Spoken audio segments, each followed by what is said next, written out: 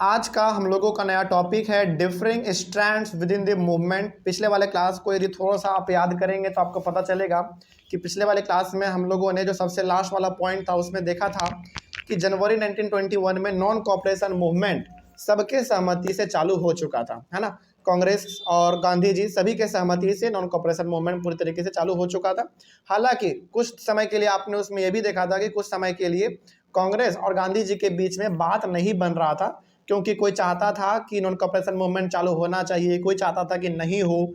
तो वहाँ पे एक तरीके से मतभेद था। लेकिन फाइनली नागपुर में जो कांग्रेस का सेशन हुआ था दिसंबर 1920 में, वहाँ पे एक कॉम्प्रोमाइज़ किया गया और एक बात निकाला गया कि फाइनली नॉन कॉपरेशन मूवमेंट को चालू किया जाए, वो भी जनवरी 1921 में। चलिए, तो अब हम लोगों को नॉन कॉपरेशन मूवमेंट ही हमारा कंटिन्यू होगा, ठीक है। चलिए समझते चलते हैं। इस टॉपिक में बेसिकली हम लोगों को पढ़ना क्या है, आप ये समझिए। Differing strands with in the movement का मतलब हो गया कि ये जो हमारा नॉन कॉपरेशन मूवमेंट चल रहा था, इसमें ना अलग अलग पहलू थे। अलग अलग पहलू का मतलब हो गया कि गांवों में इस मूवमेंट का असर कुछ और देखने को मिल रहा था, शहरों में इस मूवमेंट का असर कुछ और देखने को मिल रहा था। तो उन्हीं के बारे में पढ़ेंगे हम लोग। तो इसमें जो पहला टॉपिक है आपका वो है the movement in the towns. तो इसमें आप ये देखो कि नॉन कॉपरेशन मूवमेंट टाउन में किस प्रकार से चल रहा था, यानी कि सिटीज में बेसिकली किस तरीके से चल रहा था। आप टाउन बोलो सिटी बोलो, दोनों मतलब सेम है। तो नॉन कॉपरेशन मूवमेंट इन टाउन्स, या फिर आप इसको सिटीज भी बोल सकते हैं। तो इसमें पहला पॉइंट कहा गया है, in this cities the movement was started with middle class participation. शहरों में बात करें कि नॉन कॉपरेशन मूवमेंट हमारा कैसे चालू हुआ, तो शहरों में नॉन कॉपरेशन मूवमेंट को चालू करने वाले सबसे पहले लोग कौन थे? मिडिल क्लास के लोग थे, यानी कि इन लोगों ने ज़्यादा पार्टिसिपेट किया नॉन कॉपरेशन मूवमेंट में। और किनके कहने पे किया? गांधी जी के कहने पे किया, ठीक है।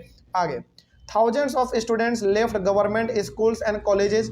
गांधी जी ने क्या कहा था? नॉन कॉपरेशन मतलब कॉपरेट नहीं करना है, सहयोग नहीं देना है, अंग्रेजों के साथ बिल्कुल भी मिलकर नहीं चलना है।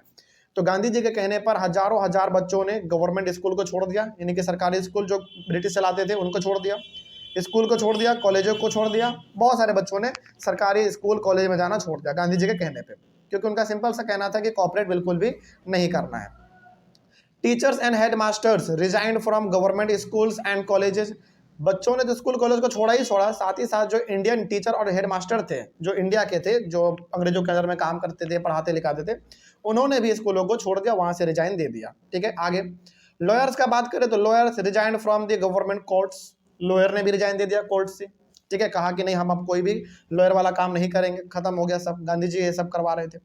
आगे, the council elections were boycotted in most places except Madras. याद कीजिए, हमने आपको कहा था कि काउंसिल इलेक्शन भी होने वाला था, और काउंसिल इलेक्शन को भी हर जगह पर क्या कर दिया गया? बॉयकॉट कर दिया गया। यानी कि गांधी जी के साथ साथ उनके बहुत सारे लोगों ने यह मन बना लिया कि इलेक्शन में हमको पार्टिसिपेट नहीं करना है, इन सभी को रद्द करो, ठीक है। लेकिन एक जगह पर इलेक्शन रद्द नहीं हुआ था, वो था आपका मद्रास। याद रखिएगा, कई बार एग्जाम में पूछा जाता है कि हर जगह पर इलेक्शन को बॉयकॉट किया गया, लेकिन मद्रास में इलेक्शन को बॉयकॉट क्यों नहीं किया गया, यानी कि इसका बहिष्कार क्यों नहीं किया गया। और मद्रास को आज हम लोग किस नाम से जानते हैं, पता है आपको? चेन्नई के नाम से, ठीक है, जो कि तमिलनाडु में पड़ता है। तो मद्रास में इलेक्शन का बॉयकॉट क्यों नहीं किया गया, इसके पीछे रीजन है। देखो, इन मद्रास, यहाँ पे एस छूट गया तो आप इसको मद्रास कर लीजिएगा। In Madras the justice party, the party of non Brahmans. तो मद्रास में ना एक पार्टी था जिसका नाम था जस्टिस पार्टी, और ये जस्टिस पार्टी में बेसिकली कौन लोग थे? नॉन ब्राह्मण, मतलब कि जो ब्राह्मण नहीं थे। felt that entering into the council was only way of gaining some power that usually only Brahmins had access to। तो मद्रास में जो इलेक्शन होने वाला था उसका बॉयकॉट इसलिए नहीं हुआ। देखो, मद्रास में केवल बॉयकॉट नहीं हुआ, बल्कि हर जगह पर इलेक्शन का बहिष्कार किया गया। तो मद्रास में क्यों नहीं हुआ, इसका रीजन यहाँ पे दिया गया है कि मद्रास में एक जस्टिस पार्टी था, जो पार्टी किसका था? बेसिकली नॉन ब्राह्मण्स का था, जो ब्राह्मण नहीं थे। तो उनका मानना था ना कि हमारे पास ना एक ही तरीका है पावर में आने का, वो क्या? आपका इलेक्शन। इलेक्शन को जीतेंगे, पावर में आ जाएंगे, तो हमारे पास भी कुछ पावर आ जाएगा, तो हम भी उस प्रकार के लोगों के लिए काम कर पाएंगे जो कि ब्राह्मण नहीं है। तो इनका मानना था कि इलेक्शन ही एकमात्र ऐसा रास्ता है जिससे हम लोगों को थोड़ा बहुत पावर मिल सकता है। और आपको पता है उस समय पे जो नॉन ब्राह्मण थे, यानी कि जो ब्राह्मण नहीं थे, उनको बहुत ही अलग अलग प्रकार के समस्याओं का सामना करना पड़ता था, जैसे भेदभाव हो गया, अनटचेबिलिटी हो गया, इस प्रकार का। तो इन लोगों को क्या लगा कि नहीं, हम लोग इलेक्शन का बहिष्कार नहीं करेंगे, हम लोग मद्रास में इलेक्शन करेंगे। बात समझ में आ रही है? और इनका सिंपल सा कहने का मतलब था कि इलेक्शन हम इसलिए कर रहे हैं, इलेक्शन में पार्टिसिपेट हम लोग इसलिए कर रहे हैं क्योंकि एक ही रास्ता हमारे पास बचता है पावर में आने का, वो है इलेक्शन। ठीक है, आप इसको ऐसे भी समझो, मान लीजिए कि इंडिया में कोई सोसाइटी ऐसा है जिसको कभी भी आगे बढ़ने का मौका नहीं मिला, तो यदि उन लोगों ने अपने एक लीडर को खड़ा किया और उनको वो जिता दिए तो ऑब्वियस सी बात है उन लोगों का भी भला हो जाता है ना, क्योंकि उनके लीडर उनके लिए काम करेंगे। तो वही इनका यहाँ पे कहना था। आगे बढ़ते हैं। तो ये हो गया हमारा कि नॉन कॉपरेशन मूवमेंट किस तरीके से शहरों में चल रहा था। अब नॉन कॉपरेशन मूवमेंट का इफेक्ट क्या देखने को मिला आर्थिक तौर पे। इकोनॉमिक फ्रंट का मतलब क्या होता है, आर्थिक, यानी कि पैसों के मामले में थोड़ा बहुत क्या नॉन कॉपरेशन मूवमेंट का असर देखने को मिला। देखा जाए, फॉरेन गुड्स वेयर बॉयकॉटेड, जितने भी विदेशी कपड़े थे जो कि अंग्रेज इंडिया में बेचते थे उन सभी का बहिष्कार कर दिया गया। बोला कि गांधी जी ने कह दिया साफ साफ कि कोई भी अंग्रेजों के कपड़ों को मत खरीदना। ऑब्वियस ये बात है, यदि हम अंग्रेजों के कपड़ों को नहीं खरीदेंगे तो अंग्रेज क्या हो जाएगा, ऑटोमेटिक कमजोर हो जाएगा, उसका प्रॉफिट रुक जाएगा भाई। आगे, liquor shops were picketed, liquor shop जहां पे हमारे शराब के दुकान हुआ करते थे उसके तरफ क्या लगा दिया गया, बैरिकेड लगा दिया गया कि उधर कोई जाएगा नहीं और शराब को खरीदेगा नहीं। पिक्टेड का मतलब होता है एक प्रकार का धरना प्रदर्शन करो और उसको ना ब्लॉक कर दो उस रास्ते को।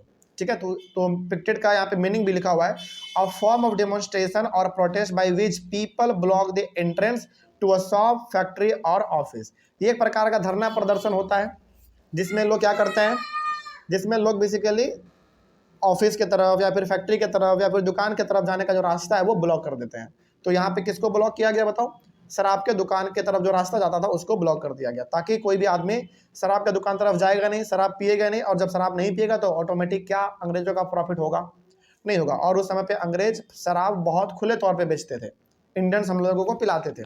आगे, foreign cloth burned in huge bonfires, जैसे हम लोग होली में जलाते हैं ना, होली का एकदम पूरा बहुत बड़ा आग लगाते हैं हम लोग, उसी प्रकार से फॉरेन क्लॉथ को हर प्रकार के लोगों ने क्या किया, अपने अपने जितने भी मतलब घरों में फॉरेन क्लॉथ थे उन सारे लोगों ने अपने क्लॉथ को एक जगह पर इकट्ठा किया और एक साथ उसमें आग लगा दिया। और वो ये दिखाना चाहते थे अंग्रेजों को कि हम लोग अंग्रेजों का सपोर्ट अब नहीं करेंगे, कॉपरेट नहीं करेंगे, उसके कपड़ों को भी हम लोग अब जला देंगे पूरी तरीके से। आगे, the import of foreign cloth got halved between 1921 1922, 1921 से लेकर 1922 के बीच में जो फॉरेन क्लॉथ हमारे इंडिया में आते थे बेचने के लिए, जो अंग्रेज लाते थे, वो हाफ हो गया। सोचो हाफ क्यों हुआ, सबसे बड़ा कारण यह था कि हम लोगों ने अब खरीदना ही बंद कर दिया था। ठीक है, आगे, तो ये सब तरीके से अंग्रेजों को क्या हो रहा था, इन सब चीज़ों से नुकसान हो रहा था। ठीक है, आगे, the value of imported foreign cloth dropped from ₹102 crore to ₹57 crore. सोचो ये डेट कब का है, 1921 और 1922 के आसपास का डेट का बात हो रहा है। सोचो उस समय पे अंग्रेज इंडिया में कपड़ा बेचकर 102 करोड़ रुपए कमाता था, और जो कि घट के कितना हो गया बाद में, 57 करोड़ हो गया। ये ना केवल डाटा नहीं है, इसको जरा आप सोचो आज कितना चल रहा है हमारा, 2024 चल रहा है, और यहाँ पे बात हो रहा था 1921 और 22 का। सोचो आज से एकदम ठीक 100 साल पहले अंग्रेज कपड़ा बेच से केवल 102 करोड़ रुपए कमा रहा था। आपको लग रहा होगा कि सर ये कौन सी बड़ी बात है, 102 करोड़ थोड़ी कोई बड़ी बात है, लेकिन आप ये भी तो देखो कि कब का बात हो रहा है, आज से 100 साल पहले का बात हो रहा है। और उस समय पे 102 करोड़ कमाने का मतलब है कि एक तरीके से ना मतलब बेताज बादशाह जिसको हम लोग कहते हैं ना, मतलब पैसा का कोई कमी नहीं, वो चीज़। जैसे हमारे नाना नानी हम लोगों को बचपन में क्या बोलते थे, ये बोलते थे कि बेटा 2-4 रुपए मार्केट लेके जाते थे और पूरा थैला भर के सामान लेके आ जाते थे। मतलब कि उस समय पे महंगाई था क्या, बिल्कुल नहीं था, बहुत सस्ते में चीज़ें मिल जाती थी। सोचो जब उस समय पे 3-4 रुपए में पूरा थैला भर के सामान मिल जा रहा था, तो सोचो ये जब ये लोग 102 करोड़ रुपए उस समय पे कमा रहे थे, तो सोचो इस समय इन लोगों का प्रॉफिट कितने बड़े लेवल पे हो रहा होगा। बहुत बड़ी बात थी उस समय पे। ठीक है, जो कि घट के कितना हो गया, 57 करोड़ हो गया। अच्छा 57 करोड़ भी क्या उस समय पे कम था, बिल्कुल नहीं, बहुत ज़्यादा हुआ करता था ये, बहुत मतलब इतना ना आप अंदाजा नहीं लगा सकते हैं, उस समय पे इनका वैल्यू बहुत ज़्यादा, मतलब बहुत ज़्यादा। आगे बढ़ते हैं। In many places merchants and traders refuse to trade. अब अंग्रेज क्या करते थे, अंग्रेज दम थोक में बड़े लेवल पे ब्रिटेन से कपड़ा बना के लेके आते थे, और वो थोड़े बुलबुल के बेचते थे हर जगह पर। वो क्या करते थे, इंडिया के मर्चेंट्स को, ट्रेडर्स को थोक में बेच देते थे। अब हमारे इंडियन लोग क्या करते थे, उसको खरीदते थे। अब लेकिन यहाँ पे क्या हो गया, इंडियन मर्चेंट्स ने भी और ट्रेडर्स ने भी अंग्रेजों का कपड़ा खरीदना बंद कर दिया। बोला कि नहीं भैया, हमको गांधी जी ने मना किया है, हम उनको उनके बातों को हम नहीं ठुकरा सकते हैं, तो अब हम आपसे कपड़ा नहीं खरीदेंगे। ठीक है, तो अंग्रेजों का कपड़ा यहाँ पे क्या हो गया, एक तरीके से डाउनफॉल में चला गया। ठीक है, आगे, as the boycott movement spread people began discarding imported foreign clothes and wearing only Indian ones. अब जैसे जैसे बॉयकॉट मूवमेंट हमारा बढ़ रहा था, यानी कि लोग क्या कर रहे थे, अंग्रेजों के हर एक प्रकार के सामानों का बहिष्कार कर रहे थे। जैसे जैसे ये मूवमेंट हमारा बढ़ता चला गया, लोगों ने फॉरेन क्लॉथ को पहनना तो दूर, छूना भी छोड़ दिया। ठीक है, और केवल वो लोग इंडियन कपड़ों को ही पहनना चालू किया, जो इंडिया में बनते थे केवल उसी को पहनना चालू किया। और उस समय पे जो सबसे बेस्ट हमारा चलता था वो चलता था खादी। आपने नाम सुना होगा, बहुत इंपॉर्टेंट होता है और बहुत अच्छा कपड़ा होता है ये। Due to this production of Indian textile mills and handlooms went up. अब देखो, लोग अंग्रेजों के कपड़े को पहन नहीं रहे हैं, केवल क्या पहन रहे हैं, इंडिया के कपड़ों को पहन रहे हैं। तो बताओ किसको बढ़ावा मिलेगा, इंडियन टेक्सटाइल को बढ़ावा मिल गया। जितने भी टेक्सटाइल थे, मिल थे, या फिर जो हैंडलूम, जो हाथ से कपड़े बनते थे, उन सबको बहुत अच्छा बूम देखने को मिला। ठीक है, चलिए आगे बढ़ते हैं। ये था हमारा इकोनॉमिक फ्रंट, यानी कि किस तरीके से आर्थिक तौर पे हम लोगों को यहाँ पे अंग्रेजों का जो डाउनफॉल देखने को मिला वो हम लोगों ने देख लिया। अब लेकिन क्या आपको लगता है कि नॉन कॉपरेशन मूवमेंट इतने आसान तरीके से चला होगा हर जगह पर? नहीं, इसके साथ में कुछ समस्या भी था। क्या समस्या था? देखो, non cooperation movement slow down in cities, लेकिन शहरों में ना, हालांकि शहरों में नॉन कॉपरेशन मूवमेंट चालू तो हुआ था, लेकिन जिस स्पीड से चालू हुआ था ना, उसी स्पीड से ये धीरे धीरे खत्म भी होने लगा था। क्यों खत्म होने लगा था, इसके पीछे रीजन है। यदि आपसे कोई पूछे कि नॉन कॉपरेशन मूवमेंट जो शहरों में है वो स्लो डाउन क्यों हो गया था, इसके पीछे 3-4 रीजन है, समझिए इसको, बहुत इंपॉर्टेंट है। Following were the reasons for slow down of non cooperation movement in cities. पहला है, khadi cloth was more expensive than mass produced mill cloth, so the poor people could not afford to buy it. अब देखो, हम लोगों ने क्या किया, अंग्रेजों के कपड़े को खरीदना बंद कर दिया। हम लोगों ने क्या पहनना चालू कर दिया, खादी पहनना चालू कर दिया, जो कि हमारे इंडिया का खुद का कपड़ा था। लेकिन यहाँ पे खादी का साथ समस्या ये था कि खादी ना बहुत महंगा बिकता था, क्योंकि भाई खादी बहुत प्योर कपड़ा होता था, और चूंकि लोग इसको ज़्यादातर हाथ से ही बनाते थे, तो बहुत महंगा होता था, जिसको कि हर गरीब आदमी इंडिया में अफोर्ड नहीं कर पाता था। लेकिन जो ब्रिटिश कपड़ा बना के लेके आते थे ना ब्रिटेन से, वो मशीन से बना के लेके आते थे, और मशीन से जब भी कोई चीज़ बनता है तो बड़े लेवल पे बनता है, और उसका प्राइस ऑटोमेटिक कम हो जाता है, तो वो बड़ा सस्ते में मिल जाता था। तो बताओ, यहाँ पे हम लोगों के पास जो समस्या था वो ये था कि खादी हमारे लिए महंगा था, तो हर गरीब आदमी अफोर्ड नहीं कर पा रहा था, तो दोबारा आदमी किधर की ओर शिफ्ट हो गया, ब्रिटिश क्लॉथ की तरफ शिफ्ट हो गया, क्योंकि वो सस्ता मिल जाता था हमारा। ठीक है, आगे पहला कारण ये था हमारा स्लो डाउन होने का मूवमेंट। दूसरा है, there were no alternative Indian institutions that could be used in places of British ones. देखो, गांधी जी ने ये तो कह दिया कि स्कूल को छोड़ दो, कॉलेज को छोड़ दो, कोर्ट को छोड़ दो, रेलवे को छोड़ दो, हर चीजों को छोड़ दो।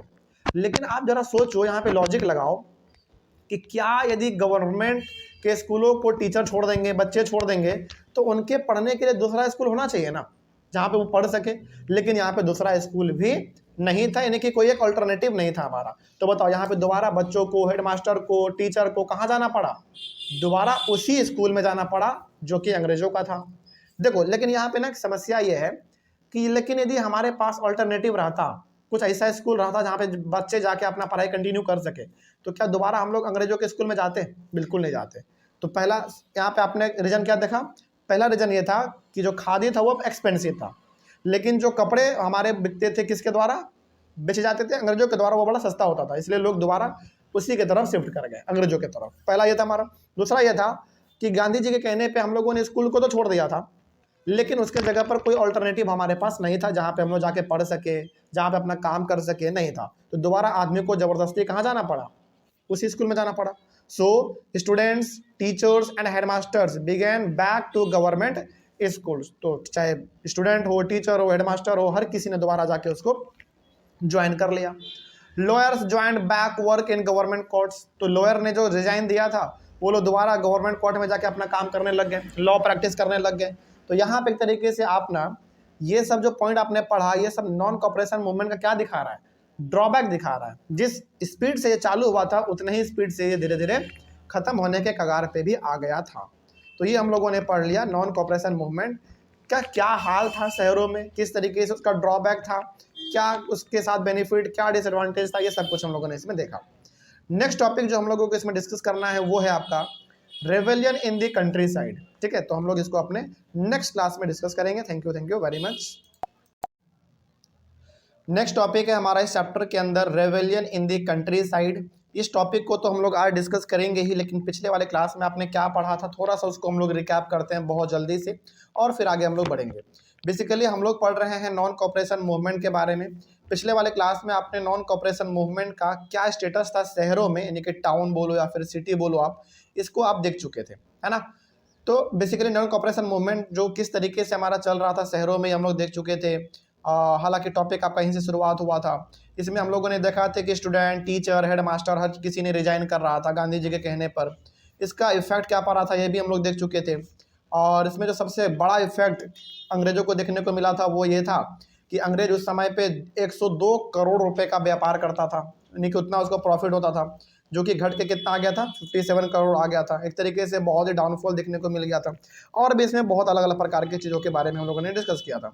और लास्टली हम लोगों ने ये डिस्कस किया था कि नॉन कॉपरेशन मूवमेंट जिस तरीके से शहर में बढ़ रहा था, उसका एक गलती के वजह से नॉन कॉपरेशन मूवमेंट धीरे धीरे हमारा स्लो डाउन भी हो गया था। और वो गलती क्या था?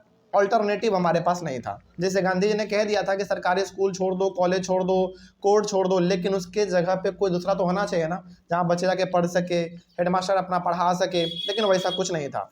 जिसके वजह से जिस रफ्तार से शहरों में नॉन कॉपरेशन मूवमेंट चालू हुआ था, उसी रफ्तार से धीरे धीरे ये कमज़ोर भी पड़ता चला गया था।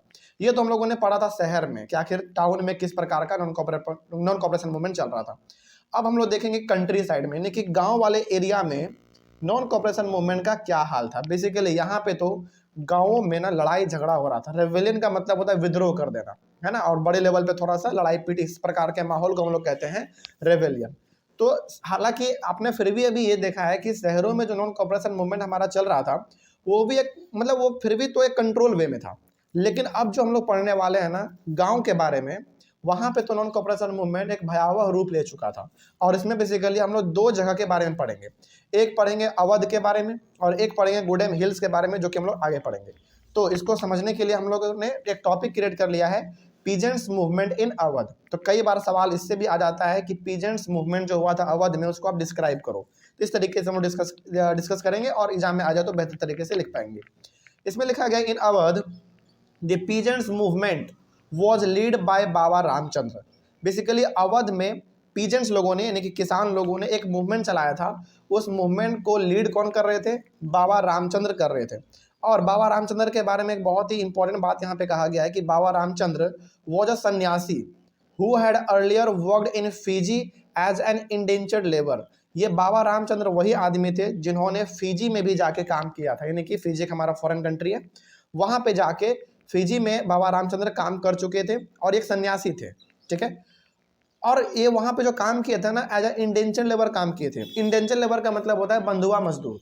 और बंधुआ मजदूर का सिंपल सा मतलब आप इसको ऐसे समझो कि उस समय पे अंग्रेज क्या करवाते थे, हम लोगों से एक पेपर पे कॉन्ट्रैक्ट करवाते थे, साइन करवाते थे कि आप उस जगह पे 10 साल 15 साल के लिए काम करने जा रहे हैं, उससे पहले आपको आने का मौका नहीं मिलेगा, चाहे कुछ भी हो जाए आपके फैमिली में। उसी को हम लोग कहते थे इंडेंचर लेबर। तो इस प्रकार से बाबा रामचंद्र जी को भी कहाँ पे जाके करना पड़ा था काम? फिजी में जाके काम करना पड़ा था इंडेंचर लेबर के तौर पे। और ये खुद में अपने एक सन्यासी आदमी थे। सन्यासी का मतलब होता है वो आदमी जिसको घर परिवार से कोई मतलब नहीं होता है, ठीक है। तो बाबा रामचंद्र जब वहां से फिजी से काम करके इंडिया में आए दोबारा, तो इन्होंने पीजेंट्स मूवमेंट को लीड किया अवध में, ठीक है। आगे बढ़ते हैं। Here the movement was against talukdars and landlords who demanded high rents from the peasants. अब यहाँ पे मामला क्या था आप ये समझो। अवध में जो बड़े बड़े हमारे तालुकदार थे और लैंडलॉर्ड थे, तालुकदार का मतलब और लैंडलॉर्ड का मतलब ना सिंपल सा ऐसे समझो कि वैसे इंसान जिनके पास जमीन, धन, संपत्ति, पैसा, प्रॉपर्टी बहुत होता है।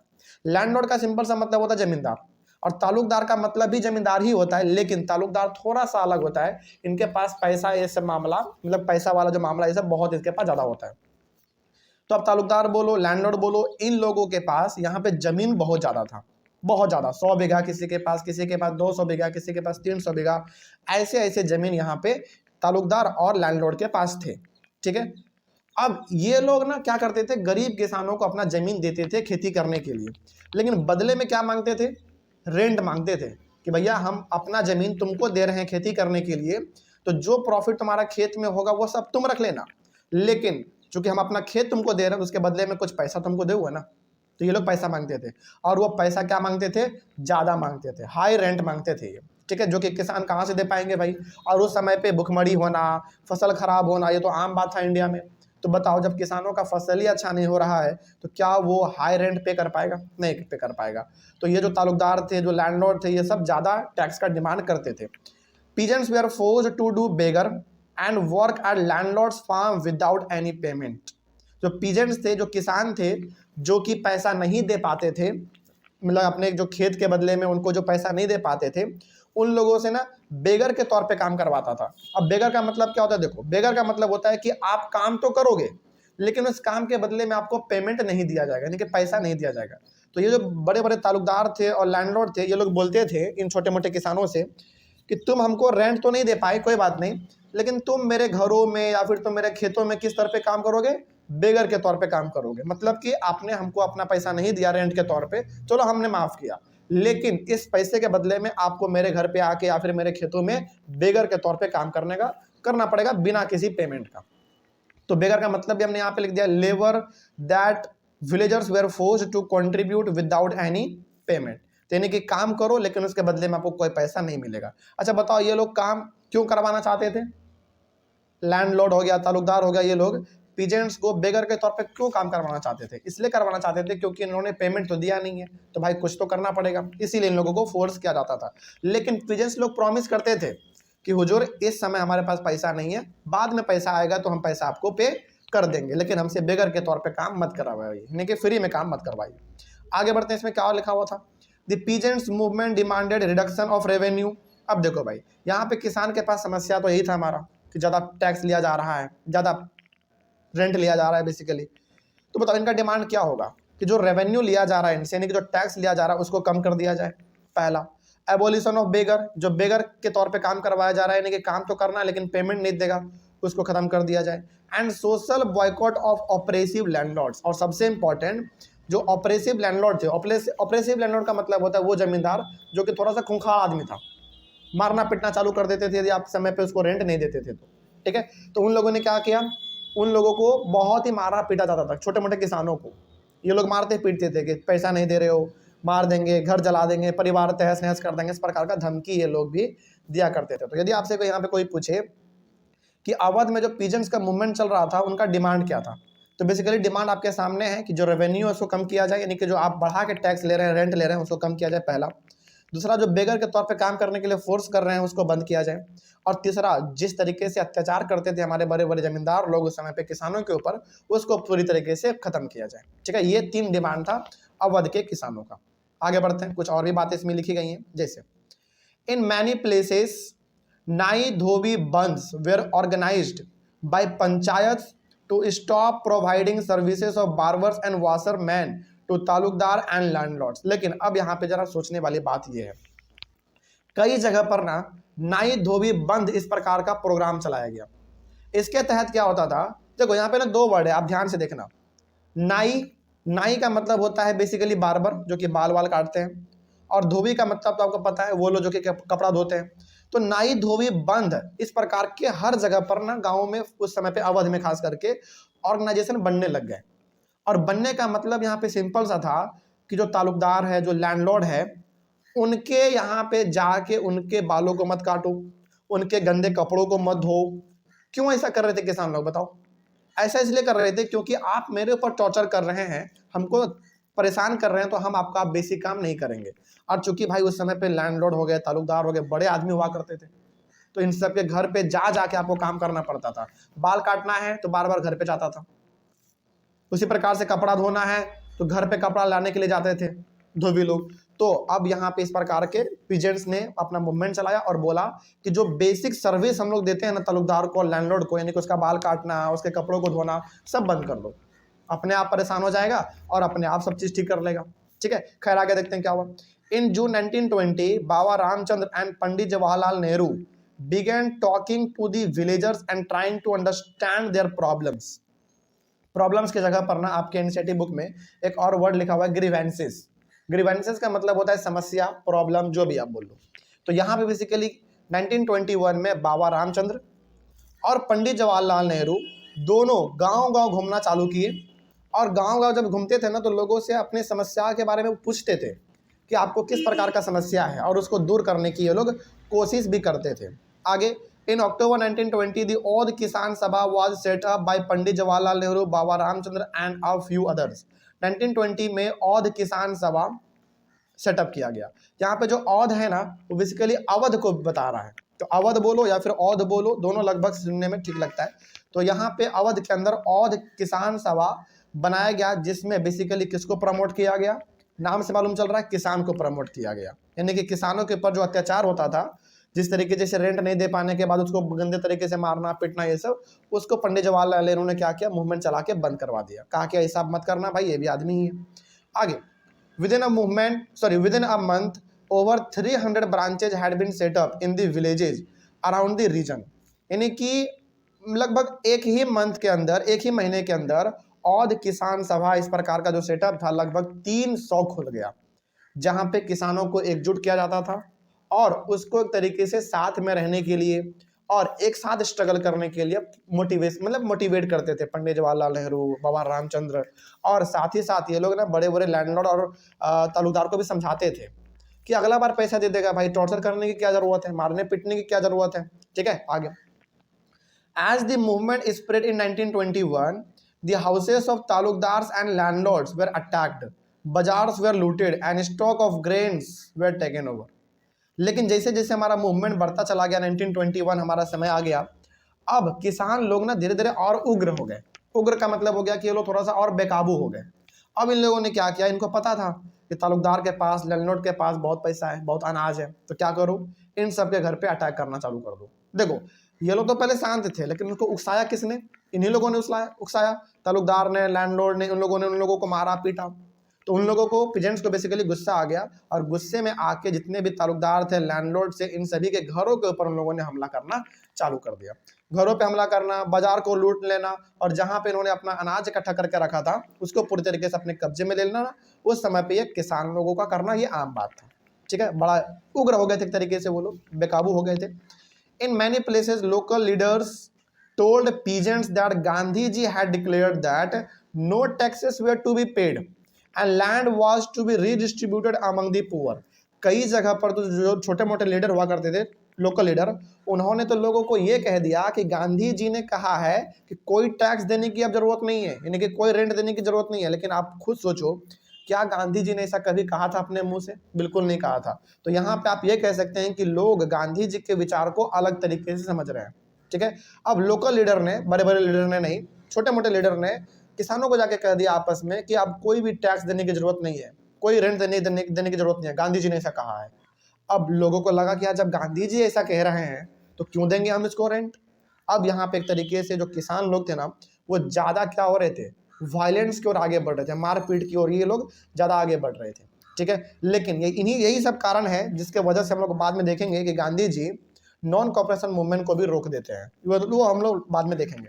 लेकिन यही था हमारा पीजेंट्स मूवमेंट, कहाँ पे, अवध में। तो जब भी अवध का बात हो और खास करके पीजेंट्स मूवमेंट का, तो आप ये सारा पॉइंट लिख सकते हैं। अगला हम लोग बात करते हैं अब next, peasants movement in Gudem hills, जो कि कहाँ पे है, आंध्र प्रदेश में। याद रखिएगा, एक मूवमेंट हमको लोगों को इनमें और पढ़ना पड़ता है, वो पढ़ना पड़ता है गुडेम हिल्स का, जो कि आंध्र प्रदेश में पड़ता है। वहां पे भी किसानों का एक बड़ा भयंकर आंदोलन हुआ था, बड़ा भयंकर मूवमेंट हुआ था वहां पे किसानों का। क्या हुआ था यहाँ पे जरा देखा जाए। In the Gudem hills of Andhra Pradesh the peasants movement was led bye Alluri Sitaram Raju. ये नाम बहुत इंपॉर्टेंट है इस चैप्टर में, और खास करके इंडियन हिस्ट्री में बहुत इंपॉर्टेंट है, इसको याद रखिएगा। गुडेम हिल्स जो कि आंध्र प्रदेश में है, वहां पे जो पीजन का मूवमेंट चल रहा था उसको लीड करने वाले आदमी थे अलूरी सीताराम राजू। ठीक है, here the British government had close large forest area. चलो जरा आप ना अब सोच के बताना, क्योंकि हिल्स के बारे में बात हो रहा है, पहाड़ी इलाका है, तो कौन लोग रहते होंगे वहां पे, आदिवासी लोग, ट्राइबल लोग रहते होंगे। और ट्राइबल लोगों का पूरा जीवन किस पे डिपेंड करता है, पेड़ पौधों पर, जंगलों में बेसिकली। तो गुडेम हिल्स में हुआ क्या था ना, अंग्रेजों ने बड़े से फॉरेस्ट एरिया को क्लोज कर दिया था, यानी कि रिजर्व कर दिया था कि कोई भी आदमी इस जंगल में बिना परमिशन का नहीं जाएगा। अब आप जरा सोचो, लॉजिक लगाओ कि जिस ट्राइबल लोगों का जंगलों पे ऊपर डिपेंड करता है जीवन, और उसी को आप जंगल में जाने से मना कर रहे हैं, तो क्या यहाँ के लोगों को गुस्सा नहीं आएगा? बिल्कुल गुस्सा आएगा भाई। खैर आगे बढ़ते हैं, क्या हुआ है। Pigeons were not allowed to enter into the forest to graze their cattle or to collect fuel wood and fruits। तो किसानों को बेसिकली ना पूरी तरीके से अलाउ नहीं किया गया, यानी कि उसको पूरी तरीके से बंद कर दिया गया। और उन्होंने कहा, अंग्रेजों ने किसानों से कहा कि कोई भी आदमी बिना परमिशन लिए जंगलों में नहीं जाएगा, अपने गाय भैंस बैल बकरी जो भी है जंगलों में नहीं चराएगा, और जंगलों से लकड़ी भी इकट्ठा नहीं करेगा और फल फूल भी तोड़ के नहीं लाएगा। एक तरीके से आप मोटा मोटी ये कह सकते हैं कि जंगलों में एंटर करने से इन लोगों को मना कर दिया था। ठीक है, अब वैसी बात है भाई, तो गुस्सा तो आना ही है लोगों को। आगे, pigeons felt that not only their livelihood affected but also their traditional rights were denied। अब यहाँ पे pigeons को गुस्सा आने लगा। उनको लगा ना कि यार हमारा जीवन पूरी तरीके से जंगलों के ऊपर डिपेंड करता है, हमारे बड़े बुजुर्ग हमारे पूर्वज ने जंगलों के ऊपर अपना जीवन चलाया है, और ये अंग्रेज हैं जो कि हम लोगों को जंगल में जाने से रोक रहा है। तो कहीं ना कहीं यहाँ पे अब किसानों के बीच में जो गुस्सा था ना, वो एक नया रूप ले रहा था।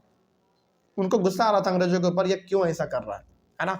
और बेसिकली इन लोगों को अब धीरे धीरे ये लगने लगा था कि केवल हमारा राइट ही नहीं छीना जा रहा है, बल्कि हमारे जो घर परिवार चलने का जो सहारा है उसको भी ये लोग बर्बाद कर रहे हैं। अब ये लोग जंगल जाएगा नहीं तो इसका बाल बच्चा कैसे जीवन अपना जी पाएगा भाई। और आपको पता है ट्राइबल लोगों का अधिकतर जीवन जंगलों पे डिपेंड करता है। तो इन लोगों को बहुत ही गुस्सा आ रहा था। When the British government began forcing them to contribute bigger for road building, the hill people revolted। अब हुआ क्या, अब चूंकि ये सब मामला तो चल ही रहा था, तो अचानक क्या हुआ, एक दिन ब्रिटिश गवर्नमेंट इन लोगों के मोहल्ले में आते हैं और इन लोगों को बेगर के तौर पे काम करने के लिए कहते हैं। यानी कि अंग्रेजों को सड़क बनाना था, रोड बनाना था, तो अंग्रेज इन लोगों के मोहल्ले में आते हैं और बोलते हैं कि चलो तुम लोगों को बेगर के तौर पे काम करना है, यानी कि काम तो करोगे लेकिन पेमेंट हम लोगों को नहीं देंगे। अब जरा सोचो, एक तो पहले आपने जंगल बंद कर दिया है, इनको गुस्सा आ चुका है, और आप बोल रहे हो कि चलो काम करना लेकिन पेमेंट नहीं देंगे, यानी कि बेगर के तौर पे काम करना। तो बताओ क्या यहाँ पे हिल पीपल यानी कि जो गुडेम हिल्स के लोग थे, क्या वो चुप रहेंगे? बिल्कुल भी। इन्होंने क्या कर दिया, रिवॉल्ट कर दिया। रिवॉल्ट का मतलब तरीके से दोनों के बीच में झगड़ा चलने लग गया। ठीक है, इस तरीके से हमारा था गुडेम हिल्स आंध्र प्रदेश में जो हमारा पिजन का मूवमेंट चल रहा था वो यहीं पे हमारा खत्म होता है। लेकिन यहाँ पे ना एक इंसान के बारे में जानना आपके लिए बेहद और जरूरी इसलिए हो जाता है क्योंकि सीबीएसई में कई बार इस इंसान के ऊपर नोट्स लिखने के लिए आया है। आपको बोलेगा कि right a short note on Alluri Sitaram Raju. तो अलूरी सीताराम राजू पिजेंट्स मूवमेंट जो हुआ था गुडेम हिल्स में, उनका एक बहुत ही इंपॉर्टेंट चेहरा था, तो उनके बारे में आपको जानना चाहिए। चले जानते हैं। तो इसमें जो हम लोग बात करेंगे केवल और केवल अलूरी सीताराम राजू के बारे में डिस्कस करेंगे, और आपको जानकर बड़ी हैरानी होगी कि इनके पास क्या क्या पावर था, क्या इसके पास फीचर्स थे। देखे जाए, Alluri Sitaram Raju claimed that he had a variety of special powers. He could make correct astrological predictions, he could heal people and he could survive even bullet shots। सोचो, अलूरी सीताराम राजू वही आदमी है जिन्होंने पिजेंट्स मूवमेंट को लीड किया था। कहाँ पे? गुडेम हिल्स में। तो ये अलूरी सीताराम राजू अपने आप को ना क्या बोलता है, ये कहता है अपने आप, मतलब ये अपने आप में मानता है कि इसके पास पावर बहुत सारा है, इसके पास स्पेशल पावर है। अब वो स्पेशल पावर इसके पास कैसा कैसा है, ये बोलता है ना कि हम करेक्ट एस्ट्रोलॉजिकल प्रेडिक्शन कर सकते हैं, यानी कि भविष्यवाणी हम कर सकते हैं। पहला ये है। ही कुड हील पीपल, ये आदमियों को ठीक कर सकता है। जैसे होता है ना ओझा ये सब जो झाड़ फूक करते हैं, उस प्रकार का ये दावा करता है कि मेरे पास ये सब पावर है।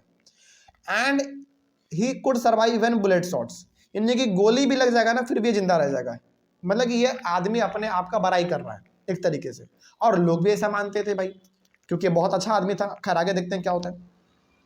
तो the rebels proclaim that he was an incarnation of God, और जो लोग थे वहां के वो इनको ना एक भगवान का दूसरा रूप मानते थे। सोचो, इनकारनेशन ऑफ गॉड का मतलब होता भगवान का दूसरा रूप। और ये खुद नहीं बोलता था, बल्कि लोग वहां के बोलते थे कि अलूरी सीताराम राजू ना भगवान का दूसरा रूप है, क्योंकि हो सकता है इसके पास वाकई में कुछ अलग प्रकार का पावर रहा हो, या फिर अलग प्रकार का कुछ ओझा बुनी वाला कुछ सिस्टम रहा हो। जैसे हमारे गांव में क्या होता है ना, हमारे गांव में, आप लोग के गांव में भी होता होगा कि कोई ऐसा आदमी जरूर होता है जो कि झाड़ फूक में विश्वास करता है। यदि भूत प्रेत आ गया तो झाड़ फूक दो, सब खत्म हो जाएगा। तो इसी प्रकार का पावर इनके पास भी कुछ था। तो लोग इनको क्या मानते थे, भगवान का दूसरा रूप मानते थे वहां पे। Raju talked about the greatness of Mahatma Gandhi. ये जो अलूरी सीताराम राजू था ना, ये महात्मा गांधी का बहुत बड़ा फैन था, बहुत बड़ा फैन था, मतलब बहुत बड़ा fan. He was inspired by the non cooperation movement. Non cooperation movement जो गांधी जी ने चालू किया था, उनसे बहुत इंस्पायर था। इनको बहुत अच्छा लगता था वो चीज़, यानी कि गांधी जी से पूरी तरीके से ये प्रभावित था, गांधी जी को ये बहुत फॉलो करता था, उनका बहुत बड़ा फैन था ये। He persuaded people to wear khadi and give up drinking. सोचो कितना अच्छा विचार है इनका। यह क्या बोलते थे लोगों को, अंग्रेजों का कपड़ा छोड़ो और क्या पहनो, खादी पहनो। और सबसे बड़ी बात, ये लोगों को शराब पीने से भी मना करता था। कितना अच्छा आदमी है ये। लेकिन इनके पास में एक समस्या ये था, आगे बताएंगे आपको, नहीं तो फिर आपका सस्पेंस खत्म हो जाएगा। But he believe that India could be liberated only by the use of violence. यही पॉइंट है जो इसका सबसे बड़ा गलत पॉइंट था। हालांकि आदमी बहुत अच्छा था, गांधी जी को फॉलो करता था, गांधी जी के विचारों को मानता था, लेकिन इनका मानना यह था ना कि यदि इंडिया को आज़ादी दिलाना है तो वायलेंस का इस्तेमाल करना पड़ेगा, यानी कि मारना पीटना पड़ेगा अंग्रेजों को, लड़ाई कर मतलब आंदोलन, प्रोटेस्ट, धरना प्रदर्शन, रैली वाली करके हम लोगों को आज़ादी नहीं मिल सकता। तो जरा सोचो, सब गुण इसमें अच्छा है, गांधी जी को फॉलो करता है, बहुत अच्छी बात है, लेकिन इनमें जो अल्लूरी सीताराम राजू में जो एक सबसे बड़ा ड्रॉबैक था वो ये था कि ये इंडिया को किस तरीके से आज़ाद करना चाहता था, लड़ाई पीट करके, यानी कि वायलेंस का इस्तेमाल करके। लेकिन क्या गांधी जी ऐसा कभी चाहते थे? नहीं चाहते थे। गांधी जी क्या चाहते थे भाई, कि शांतिपूर्ण तरीके से अंग्रेजों को यहाँ से भगाना है, कोई लड़ाई पीट नहीं, कोई लड़ाई झगड़ा नहीं करना है। लेकिन अल्लूरी सीताराम राजू लड़ाई झगड़े में विश्वास ज्यादा रखता था, इनका मानना ही था कि आज़ादी ऐसे ही मिल सकता है। The Goodham Hill rebels attacked police stations, killed British officials and carried guerrilla warfare for achieving Swaraj. यहाँ पे ना एक वर्ड इस्तेमाल हुआ बहुत इंपॉर्टेंट, वो है गुरिल्ला वॉरफेयर। इसका मतलब क्या होता है आपको समझाते हैं, बहुत इंपॉर्टेंट है। गुरिल्ला वॉरफेयर बोले या मिलिटेंट गुरिल्ला वॉरफेयर बोले, दोनों का मतलब आप सेम समझिएगा, क्योंकि एनसीईआरटी में एक जगह पर गुरिल्ला वॉरफेयर या फिर गुरिल्ला मिलिटेंट गुरिल्ला वॉरफेयर इस प्रकार का भी लिखा हुआ है, दोनों का मतलब समझाते हैं आपको। अब चूंकि अल्लूरी सीताराम राजू का क्या मानना था, मानना यह था कि इंडिया को यदि आज़ादी दिलवाना है तो लड़ाई पीट तो करना पड़ेगा। तो इन्होंने क्या किया, अपने साथ कुछ लोगों को इकट्ठा किया और इन लोगों ने ब्रिटिश के पुलिस स्टेशन पे हमला किया, ब्रिटिश के ऑफिसर को जान से मार दिया। और ये लोग ना ये सब चीज़ जो करते थे उसको बेसिकली हम लोग कहते हैं गुरिल्ला वॉरफेयर। गुरिल्ला वॉरफेयर में ये होता है कि पेड़ के पीछे छुप छुप के तीर से हमला करते थे ये लोग। देखो आपने ना कोई ऐसा जरूर मूवी देखा होगा अब तक के जीवन में आपने, जिसमें आपने ये देखा होगा कि लोग पेड़ के पीछे छुप के या फिर पेड़ के ऊपर चढ़ के वहां से हमला करते हैं नीचे, या फिर ज़्यादातर तो तीर का इस्तेमाल करते हैं। और एक ट्रेडिशनल हमारा मूवी जो हुआ करता था ना, पहले का मूवी, उसमें सबसे ज़्यादा हुआ करता था। और चूंकि ये लोग कहाँ से बिलोंग कर रहे हैं, पहाड़ी इलाका से बिलोंग कर रहे हैं, तो बेसिकली जो पेड़ के पीछे छुप के तीर से हमला करना, पेड़ के ऊपर चढ़ के हमला करना तीर से, इसी को हम लोग कहते हैं गुरिल्ला वॉरफेयर। तो इसी तरीके से ये लोग अंग्रेजों को मारते पीटते थे, टॉर्चर करते थे। ठीक है, आगे। लेकिन फाइनली क्या होता है, Raju was captured for his guerrilla warfare, यानी कि गुरिल्ला वॉरफेयर जो चलाते थे ये लोग, छुप छुप के जो अंग्रेजों के ऊपर हमला करते थे, इसके वजह से राजू को पकड़ लिया जाता है, अल्लूरी सीताराम राजू को पकड़ लिया जाता है एंड एग्जीक्यूटेड इन 1924। और 1924 में इनको फांसी का सजा दे दिया जाता है, सोचो। And over time he became a folk hero. लेकिन उसके बाद से गुडेम हिल्स के लोगों के लिए ये क्या बन जाता है, एक मसीहा बन जाता है। फोक हीरो का मतलब होता है ऐसा आदमी जो कि आने वाले समय में याद किया जाता है। समझ में आ रही है बात? भले इनको फांसी मिल गया, लेकिन वहां के लोगों के लिए क्या बन चुका था, एक प्रेरणा बन चुका था, हीरो बन चुका था। और आज भी कभी आपको मौका मिले, आंध्र प्रदेश जाइए, वहां में गुडेम हिल्स में बेसिकली आप जाइए, अब तो बहुत अच्छा हो गया है, वहां पे जाइए, आपको किसी इंसान के बारे में सुनने को मिले ना मिले, लेकिन वहां के जो आदिवासी लोग हैं वो अल्लूरी सीताराम राजू को आज भी भगवान मानते हैं अपना। क्योंकि भाई ऑब्वियस ही बात है, जो जिसके लिए काम करेगा वही उसके लिए मसीहा बन जाएगा। जैसे आज हम लोग गांधी जी को क्यों इतना फॉलो करते हैं, क्योंकि उन्होंने हमारे लिए बहुत कुछ किया है। उसी प्रकार से गुडेम हिल्स के लोगों के लिए अल्लूरी सीताराम राजू ने बहुत कुछ किया है, तो वहाँ के लोग उनको आज भगवान मानते हैं। तो इस तरीके से अल्लूरी सीताराम राजू के बारे में लिखने के लिए आए, ये सारा पॉइंट आप मेंशन कर सकते हैं। ठीक है, चलिए नेक्स्ट क्लास हमारा होगा, नेक्स्ट टॉपिक बेसिकली स्वराज इन दी प्लांटेशंस, ये हम लोग अपने नेक्स्ट क्लास में डिस्कस करेंगे। Thank you very much. Next topic है हमारा स्वराज इन दी प्लांटेशंस। स्वराज का मतलब होता है अपना राज, बेसिकली फ्रीडम का बात हो रहा है। और प्लांटेशन का मतलब आपने ज्योग्राफी में भी हमने आपको पढ़ाया, प्लांटेशन का मतलब होता है सिंपल सा कि जब आप बहुत बड़े लैंड पे केवल एक ही प्रकार के फसल को लगाते हैं, फॉर एग्जांपल आपका टी हो सकता है, फॉर एग्जांपल आपका शुगर कैन हो सकता है, इसी को हम लोग कहते हैं प्लांटेशन। तो प्लांटेशन में किस प्रकार से स्वराज था या फिर प्लांटेशन में किस प्रकार का हम लोगों को आज़ादी मिलना चाहिए था, ये हम लोग इसमें देखने वाले हैं। इसमें बेसिकली कहा गया है कि plantation workers works in tea gardens in Assam. यहाँ पे बेसिकली बात हो रहा है असम का। असम में ना उस समय पे अंग्रेज बहुत बड़े लेवल पर चाय का खेती करवाते थे हमारे वर्कर से। ठीक है, आगे under the inland immigration act of 1859 plantation workers were not allowed to leave the tea gardens without permission. अब यहाँ पे ना अंग्रेजों ने एक कानून लगाया था, इस कानून को याद रखिएगा, कई बार एक नंबर में पूछा जाता है। कानून का नाम था इनलैंड इमिग्रेशन एक्ट ऑफ 1859, और चूंकि डेट में ही लिखा हुआ आपका 1859, तो इसका मतलब हो गया कि ये कानून कब निकाला होगा उन्होंने, 1859 में निकाला होगा। ठीक है, इस एक्ट के तहत ये कहा जाता था कि कोई भी वर्कर प्लांटेशन गार्डन को बिना परमिशन का छोड़ के कहीं पे नहीं जा सकता। कई बार होता है ना कि वर्कर उसको छोड़ के दूसरे जगह चले जाते हैं घूमने फिरने के लिए, खेती बाड़ी को छोड़ के घूमने फिरने के लिए चले जाते हैं। तो ये सब चीज़ उस समय पे कॉमन था। तो अंग्रेजों ने ये चीज़ देखा और उन्होंने क्या कर दिया, एक एक्ट निकाल दिया, और इस एक्ट के तहत ये कहा गया बेसिकली वर्कर्स को, किसानों को, कि आप अपने टी गार्डन को बिना परमिशन का छोड़ के कहीं नहीं जा सकते हैं, घूम फिरने नहीं जा सकते हैं। तो कई बार इसको डेफिनेशन के तौर पे पूछा जाता है कि what is inland immigration act of 1859। तो इसको आप इस तरीके से लिख सकते हैं कि it was an act through which plantation workers they are not allowed to leave the tea gardens without permission. तो ये बेसिकली कानून था जिसके तहत आप बिना परमिशन के टी गार्डन को छोड़कर घूमने फिरने कहीं पर भी नहीं जा सकते थे। आगे, but when they heard about the non-cooperation movement, thousands of workers left the tea gardens and moved towards home। अब चूंकि प्लांटेशन में काम कौन कर रहे थे, असम के वर्कर्स काम कर रहे थे। ठीक है, असम के वर्कर्स, छोटे मोटे किसान लोग काम कर रहे थे वहां पे अंग्रेजों के अंडर में रहकर। हालांकि कानून क्या था, कानून यह था कि बिना परमिशन का आप टी गार्डन नहीं छोड़ सकते हैं। ठीक है, एक तरीके से उनको पाबंदी वहां पे लगा दिया था। लेकिन जब इन सारे वर्कर्स ने नॉन कॉपरेशन मूवमेंट के बारे में सुना कि गांधी जी ने नॉन कॉपरेशन मूवमेंट चालू किया है, नॉन कॉपरेशन का सिंपल सा मतलब होता है हिंदी में असहयोग आंदोलन। असहयोग का मतलब हो गया कि हम आपका सहयोग नहीं करेंगे, हम आपका साथ नहीं देंगे। तो यहाँ पे जो वर्कर काम कर रहे थे, उन्होंने जब नॉन कॉपरेशन मूवमेंट के बारे में सुना कि हाँ भाई गांधी जी ने ऐसा एक मूवमेंट चालू किया है, तो एकदम थाउजेंड्स, हजारों हजार वर्कर्स ने क्या किया, टी गार्डन को जबरदस्ती छोड़ दिया और वो लोग घर की ओर आगे बढ़ने लग गए, यानी कि अपना घर जाने लग गए। ठीक है, however they never reach their homes due to a railway and steamer strike. लेकिन ये लोग टी गार्डन को छोड़कर जबरदस्ती घर की ओर भागते तो थे, लेकिन कभी भी ये लोग घर पहुंच नहीं पाते थे। क्यों नहीं पहुंच पाते थे? क्योंकि घर जाने के लिए क्या आपको इस्तेमाल करना पड़ेगा, रेलवे इस्तेमाल करना पड़ेगा, ट्रेन पे चढ़ना ही पड़ेगा। तो ट्रेन कभी कभी क्या होता था, ट्रेन खराब हो जाने की वजह से, ट्रेन में कुछ गड़बड़ी आ जाने की वजह से, या फिर स्ट्राइक होने की वजह से ट्रेन रुका हुआ रहता था, तो ये लोग आदमी घर नहीं पहुंच पाते थे। और जब इन लोगों को पकड़ लेता था पुलिस, भागते जब पकड़ लेता था, तो गंदे तरीके से इन लोगों को मारा पीटा जाता था। They were caught by the police and brutally beaten up. तो ये लोग घर की ओर भागते तो थे, लेकिन कभी घर पहुंच नहीं पाते थे। रास्ते में पुलिस पकड़ लेता था इनको, अंग्रेजों का पुलिस, और बड़ा मतलब गंदे तरीके से इनको मारा पीटा जाता था। ठीक है, आगे, they believe that Gandhi Raj was coming and everyone would be given land in their own villages. इन सारे वर्कर्स को लगता था कि गांधी राज आ रहा है, यानी कि ऐसा समय आएगा जहां पे रूल कौन करेंगे, गांधी जी करेंगे। रूल करने का मतलब सिंपल से यहाँ पे है कि ऐसा राज आएगा जहां पे हमारा जो लीडर होगा, वो लीडर हमारा गांधी जी होंगे, और सभी को बराबर न्याय मिलेगा। और इनका मानना ये भी था कि गांधी जी का जब राज आएगा ना, सभी को अपने अपने गाँव में ही क्या दे दिया जाएगा, जमीन दे दिया जाएगा। ठीक है, ये इन लोगों का मानना था। लेकिन यहाँ पे ना थोड़ा सा आगे ना आपको चौरी चौरा इंसिडेंट के बारे में भी पता होना चाहिए। इसके बारे में जरा समझिए कि आखिर चौरी चौरा इंसिडेंट क्या था। चौरी चौरा इज इन गोरखपुर, जो कि उत्तर प्रदेश में पड़ता है। याद रखिएगा इस बात को कि चौरी चौरा कहाँ आपका, गोरखपुर में, और गोरखपुर कहाँ आपका, उत्तर प्रदेश में।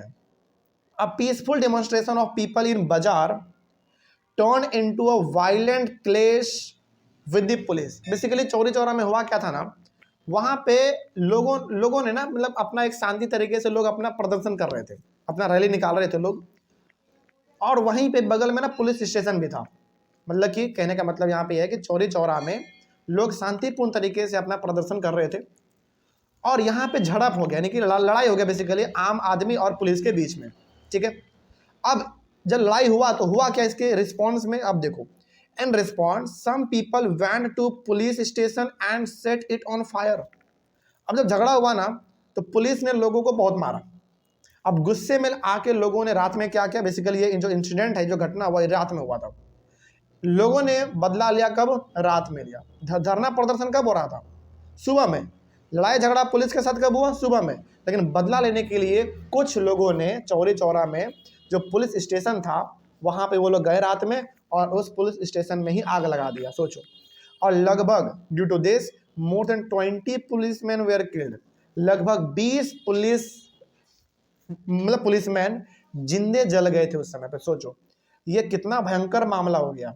बताओ गांधी जी ने जो मूवमेंट चालू किया था, नॉन कॉपरेशन मूवमेंट, उनमें भी गांधी जी का मकसद यही था कि मूवमेंट तो करेंगे लेकिन कहीं पर वायलेंस नहीं होना चाहिए। और यहाँ पे क्या हो गया बताओ, वायलेंस हो गया। हालांकि ये जो 20 आदमी मरे ना, ये भले ही काम अंग्रेजों के लिए करते थे लेकिन आदमी थे कौन, इंडियंस थे। तो अब यहाँ पे गांधी जी को झटका लग गया, उनको लगा ना कि यार नॉन कॉपरेशन मूवमेंट भी चालू किए तो क्या बढ़ गया, वायलेंस बढ़ गया। तो इन्होंने इस मूवमेंट को भी क्या कर दिया, बंद कर दिया। तो seeing violence spread, Gandhi ji decided to withdraw the non cooperation movement in February 1922।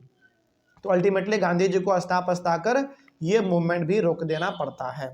अब देखो आपने ना कुछ पिछले वाले क्लास में आपने देखा कि गांधी जी रॉलेट सत्याग्रह चलाते हैं, उसमें भी वायलेंस बढ़ जाता है तो गांधी जी उसको भी रोक देते हैं। Non cooperation movement Gandhi ji ने चलाया, उसमें भी वायलेंस बढ़ गया। जैसे आपने देखा था ना अलूड़ी सीताराम राजू, वो भी वायलेंस ही फैला रहा था, एक तरीके से अंग्रेजों को मार रहा था छुप छुप के, वहां पर भी वायलेंस हो गया। चौरी चौरा में वायलेंस हो गया। तो इन सभी वायलेंस को देखते हुए गांधी जी को बड़ा परेशानी हुआ। उनको लगा ना कि यार जो भी मूवमेंट चालू करते हैं लोग वायलेंस करने लग जाते हैं। तो गांधी जी ने नॉन कॉपरेशन मूवमेंट को भी अल्टीमेटली बंद कर दिया। ठीक है, आगे बढ़ते हैं। Gandhi ji felt that the satyagrahis need to be properly trained before they would ready for mass struggle. तो गांधी जी का मानना यह था कि पहले लोगों को क्या करना पड़ेगा, ट्रेंड करना पड़ेगा। यानी कि किसी भी प्रकार के मूवमेंट को लॉन्च करने से पहले लोगों को ट्रेंड करना पड़ेगा, लोगों को समझाना पड़ेगा कि चाहे कुछ भी हो जाए लड़ाई झगड़ा नहीं करना है, तभी जाकर हमारा क्या हो सकता है, एक नया मूवमेंट चालू हो सकता है। तो हम लोगों ने बेसिकली अभी तक ये देखा कि गांधी जी रॉलेट सत्याग्रह मूवमेंट चालू करते हैं रॉलेट एक्ट को वापस दिलवाने के लिए कि अंग्रेज वापस ले ले। वो चालू तो करते हैं लेकिन उसको भी रोकना पड़ता है। नॉन कॉपरेशन मूवमेंट भी गांधी चालू करते हैं लेकिन उसको भी बंद करना पड़ता है। और रीजन एक ही था, रीजन था वायलेंस बढ़ रहा था, यानी कि लड़ाई झगड़ा हो जा रहा था, लोगों का मर्डर हो जा रहा था। इन सभी चीज़ों को देखते हुए हम यहाँ पे ये कह सकते हैं कि जिस आशा से गांधी जी ने रॉलेट सत्याग्रह और नॉन कॉपरेशन चालू किया था वो आशा गांधी जी का पूरा नहीं हो पाया। ठीक है, चलिए खैर आगे बढ़ते हैं।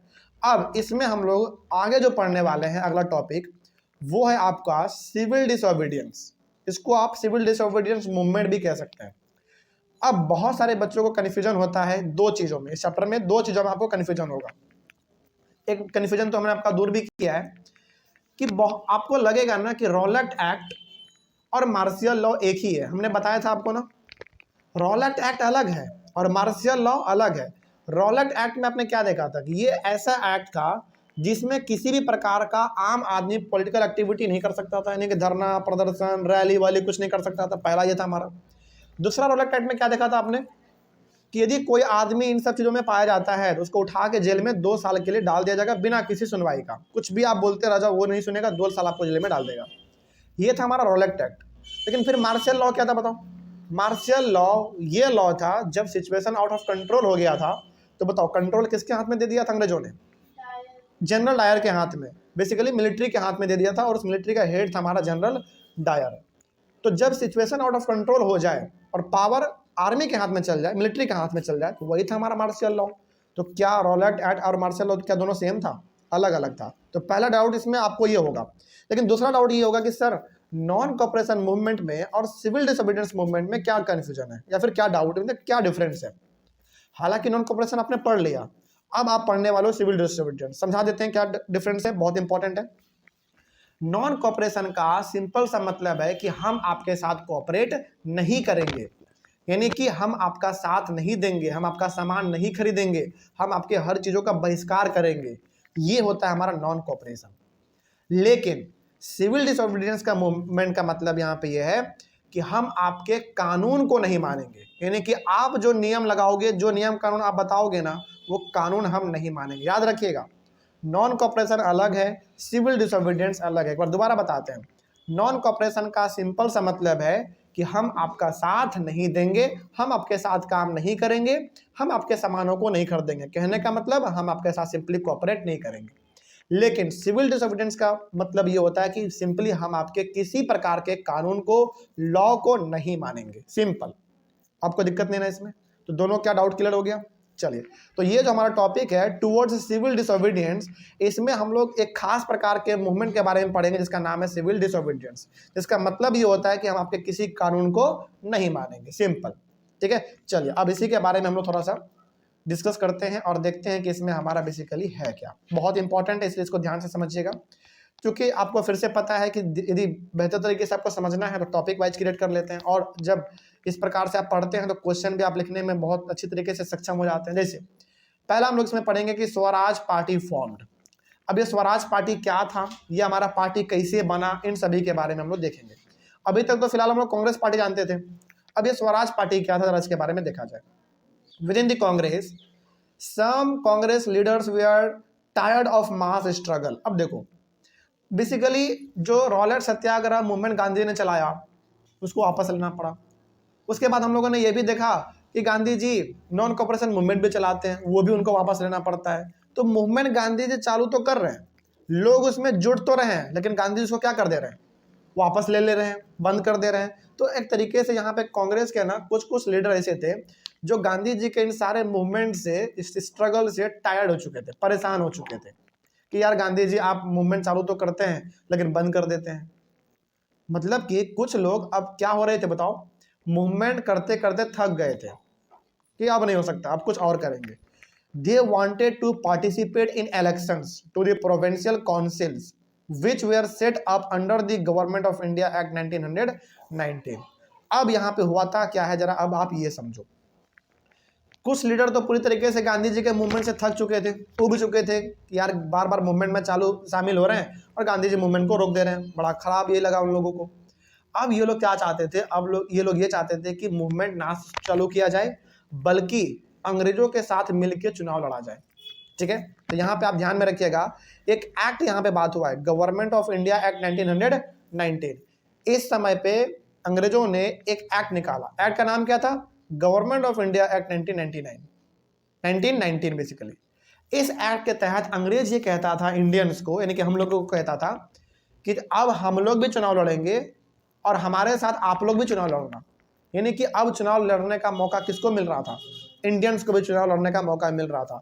और ये चुनाव इतना भयंकर हुआ था, आपको बता देना चाहते हैं, हालांकि आपके बुक में तो नहीं है, लेकिन इंडियन हिस्ट्री आपको जब भी पढ़ने का मौका मिले ना, आपको पता चलेगा कि जब इस समय पे चुनाव हुआ ना, तो 9 जगह में से 7 जगह किसने जीत लिया था, कांग्रेस ने जीत लिया था। सोचो, हालांकि हमारे सारे लोग हैं इंडिया में, तो वोट किसको करेंगे, हम ही लोग को करेंगे।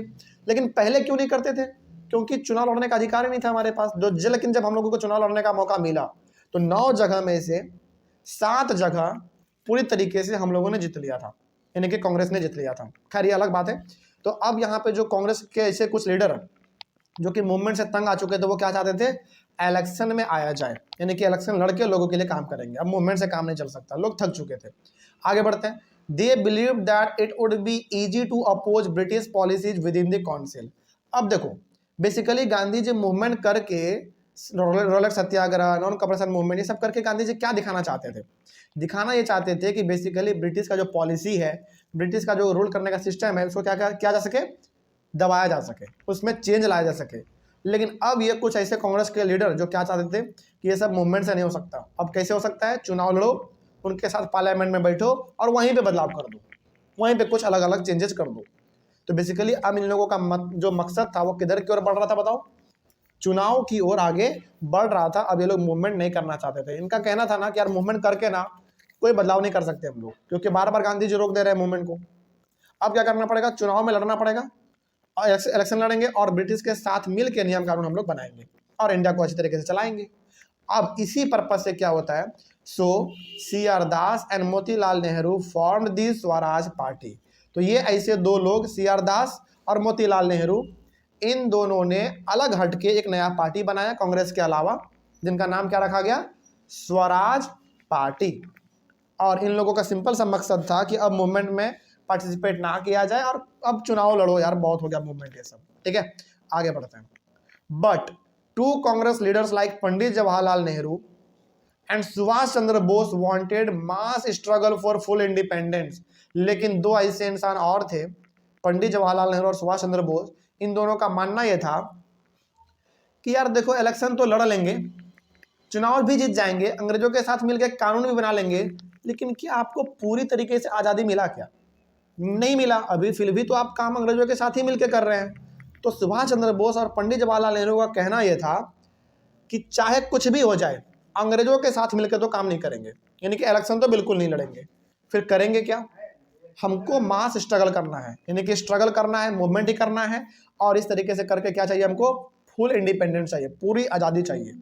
तो याद रखिएगा, आपसे यहाँ पे 2 सवाल पूछा जाएगा कि CR दास और मोतीलाल नेहरू ने क्या बनाया? स्वराज पार्टी बनाया इलेक्शन लड़ने के लिए। बेसिकली ये लोग चुनाव मूवमेंट से थक चुके थे, ये लोग अब नहीं हो सकता मूवमेंट, अब इलेक्शन लड़ेंगे, अंग्रेजों के साथ मिलकर कानून बनाएंगे। लेकिन क्या बताओ, आप इलेक्शन तो लड़ लोगे, आप इलेक्शन जीत भी जाओगे, लेकिन क्या आपको पूरा आज़ादी मिला? नहीं मिला। लेकिन पूरा आज़ादी जो चाहते थे वो दूसरा आदमी आपका वो था पंडित जवाहरलाल नेहरू और सुभाष चंद्र बोस। ये 2 ऐसे आदमी थे जिनका मानना था कि अंग्रेजों के साथ चुनाव भी नहीं लड़ना है, हमको मास स्ट्रगल करना है, यानी कि बड़े लेवल पे स्ट्रगल करना है, और पूरी आज़ादी चाहिए। हल्का फुल्का आज़ादी से हमारा मन नहीं भरने वाला, हमको पूरा आज़ादी चाहिए। कोई दिक्कत नहीं इसमें। तो ऐसे कौन 2 लीडर थे जो फुल इंडिपेंडेंस के लिए स्ट्रगल करना चाहते थे? बताओ। पंडित जवाहरलाल नेहरू और सुभाष चंद्र बोस। ठीक है, इनका मानना सिंपल सा ये था, आप ऐसे समझो सिंपल सा, ये सिंपल सा कहते थे कि चुनाव आप तो लड़ लोगे अंग्रेजों के साथ मिलके, लेकिन क्या आपको पूरा आज़ादी मिला? नहीं मिला, हमको चाहिए पूरा आज़ादी। ये इन लोगों का कहना था। आगे बढ़ते हैं। अब यहाँ पे इंडिया के अंदर ना 2 माहौल थोड़ा सा हमारा और बदल जाता है, यानी कि इंडिया जो है ना एक अलग तरीके से शेप ले रहा था। तो 2 ऐसे फैक्टर्स हैं जहां पे इंडिया ने अलग रूप ले लिया। पहला आपका है वर्ल्ड वाइड इकोनॉमिक डिप्रेशन, और दूसरा आप इसमें पढ़ेंगे साइमन कमीशन के बारे में। दोनों के बारे में इसमें आप पढ़ेंगे बेसिकली। चलो बताते हैं क्या था इसमें। Due to world wide economic depression the prices of agricultural goods began to fall from 1926 and collapsed after 1930। यहाँ पे ना एक पूरी तरीके से मंदी का दौर था। मंदी का दौर मतलब समझते हैं क्या होता है? मंदी का दौर का मतलब होता है कि पूरी दुनिया में अनाजों के प्राइसेस बढ़ रहे थे, लेकिन अनाजों का जो प्रोडक्शन था वो घट रहा था। प्रोडक्शन घट रहा था। अब जब प्रोडक्शन घटेगा तो हमारे मार्केट में क्या अनाज अनलिमिटेड रहेंगे? क्या लिमिटेड रहेंगे? और जब भी कोई चीज़ लिमिटेड रहता है उसका पैसा नहीं, उसका जो प्राइस है वो बहुत बढ़ जाता है। तो ये केवल समस्या भारत में नहीं था उस समय पे, पूरी दुनिया में। इसी को हम लोग कहते हैं वर्ल्ड वाइड इकोनॉमिक डिप्रेशन, यानी कि एक तरीके से मंदी का दौर चल रहा था 1926 में। और ये बढ़ तो तब गया जब 1930 पहुंच गया, यानी कि 1930 आते आते तक मंदी का दौर पूरी तरीके से इंडिया में छा चुका था। इस तरीके से इंडिया ने अलग शेप ले लिया भाई। आगे क्या होता है देखो, the demand of agricultural goods also fail and exports declined. यहाँ पे हुआ क्या? बेसिकली जो एग्रीकल्चरल गुड्स का जो डिमांड था ना, यानी कि जो हम लोग अपने एग्रीकल्चर के सामानों को दूसरे दूसरे कंट्री में बेचते थे हम लोग, उसका डिमांड घट गया, यानी कि बहुत कम गया। अब जरा सोचो, यदि हमसे कोई अनाज खरीदेगा ही नहीं तो क्या हमको प्रॉफिट होगा? बिल्कुल प्रॉफिट नहीं होगा। तो बताओ यहाँ पे सबसे ज़्यादा समस्या किसको होगा? हम लोगों को या किसानों को? किसान को होगा। वो क्या सोच के उपजाया अपना अनाज? ये सोच के उपजाया है कि भाई मार्केट में बेचेंगे, प्रॉफिट अच्छा कमेगा, लेकिन उसके प्राइस का क्या हो गया है? यानी कि उसके अनाज का प्राइस ही घट गया है, कोई खरीदना ही नहीं चाह रहा। तो peasants found it difficult to sell their harvest and pay their revenue. तो यहाँ पे सबसे ज्यादा तो समस्या का सामना करना पड़ा वो किसानों को करना पड़ा, क्योंकि इन्होंने जिस आशा के साथ अपना खेती किया था वो आशा इनका पूरा नहीं हो पाया। और जब इनका अनाज दिख ही नहीं रहा था महंगे दामों में, तो ये लोग रेंट भी अपना नहीं दे पा रहे थे, मतलब कि रेवेन्यू भी चुकता नहीं कर पा रहे थे। पहला तो हमारा ये था। अब दूसरा हमारा इसमें है साइमन कमीशन। अब ये साइमन कमीशन क्या है, जरा इसके बारे में देखो। The new Tory government in Britain designed a commission headed by sir John Simon. याद रखिएगा, ब्रिटेन में एक गवर्नमेंट था, गवर्नमेंट का नाम है टोरी गवर्नमेंट। जैसे इंडिया में हम लोग क्या कहते हैं, इंडियन गवर्नमेंट, उसी प्रकार से ब्रिटेन में गवर्नमेंट था जिसका नाम था टोरी गवर्नमेंट। उस गवर्नमेंट ने ना एक कमीशन बनाया, यानी कि एक रिपोर्ट बनाया, और उस रिपोर्ट का जो बेसिकली आप कमीशन का मतलब सिंपली समझ सकते हैं, कुछ लोगों का ग्रुप उन्होंने तैयार किया, और उनका जो हेड है वो उसका हेड किसको बनाया गया? सर जॉन साइमन को हेड बनाया गया। ठीक है, आगे। This commission was designed to review the Indian constitution and suggest some changes. ये कमीशन बेसिकली टोरी गवर्नमेंट के द्वारा इसलिए बनाया गया था ताकि इंडिया के अंदर आके वो लोग क्या कर सके, हमारे इंडियन कॉन्स्टिट्यूशन में कुछ चेंजेस सजेस्ट कर सके। समझिएगा, ये बहुत इंपॉर्टेंट है। साइमन कमीशन ना कई बार एग्जाम में आता है। तो यहाँ पर आप ये समझो कि जो ब्रिटेन में टोरी गवर्नमेंट था, उन्होंने जो कमीशन बनाया था उसका हेड किसको बनाया गया? सर जॉन साइमन को बनाया गया। और ये कमीशन इसलिए तैयार किया गया था ताकि ये लोग इंडिया में आ सके और इंडिया के कॉन्स्टिट्यूशन को रिव्यू कर सके, यानी कि चेक कर सके कि भारत किस तरीके से चल रहा है, और जो इसमें कुछ गड़बड़ी है तो उसको चेंज सजेस्ट कर सके, चेंज किया भैया इसमें कुछ गड़बड़ी है, इसमें चेंज करो। इसलिए इनको यहाँ पे बनाया गया था इस कमीशन को। But there was a problem with this commission. The problem was that the commission did not have a single Indian member, they were all Britishers. तो यहाँ पे ना सवाल पूछेगा, सवाल ये पूछेगा कि बताओ साइमन कमीशन का जो सबसे बड़ा ड्रॉबैक था वो क्या था? ड्रॉबैक इसका सबसे बड़ा ये था कि इसमें कोई भी आदमी इंडियन नहीं थे, सारे के सारे ब्रिटिशर्स थे। जरा सोचो, ये लोग आ रहे हैं इंडिया के अंदर किस कॉन्स्टिट्यूशन को चेंज करने के लिए? इंडिया के कॉन्स्टिट्यूशन को चेंज करने के लिए। तो भाई कम से कम उसमें 2-4 आदमी भी तो होना चाहिए ना इंडिया का। आप इंडिया के बारे में करने आ रहे हैं चेंजेज, इंडिया के संविधान को आप खंगालोगे, चेक करोगे सही है गलत है, तो उसमें कम से कम 3-4 आदमी तो कम से कम इंडिया का भी होना चाहिए, बड़े बड़े लीडर। लेकिन उसमें एक भी इंडियंस नहीं थे, सारे के सारे ब्रिटिशर्स थे। तो बताओ क्या ये बात हम लोगों को हजम होगा? बिल्कुल भी नहीं होगा। लेकिन हम लोगों ने क्या किया, जरा अब ये भी देख लो। When the Simon Commission arrived in India in 1928, तो यार इस डेट को भी आप याद रखेंगे, 1928 में साइमन कमीशन इंडिया में आ चुका था।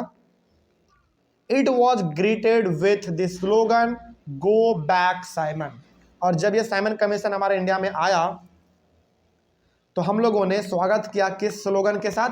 Go back Simon. इसका मतलब था कि जो साइमन आ रहे हैं, और ये साइमन कौन था? बेसिकली आदमी का नाम था, ठीक है, और इन्हीं के नाम पे रखा गया साइमन कमीशन।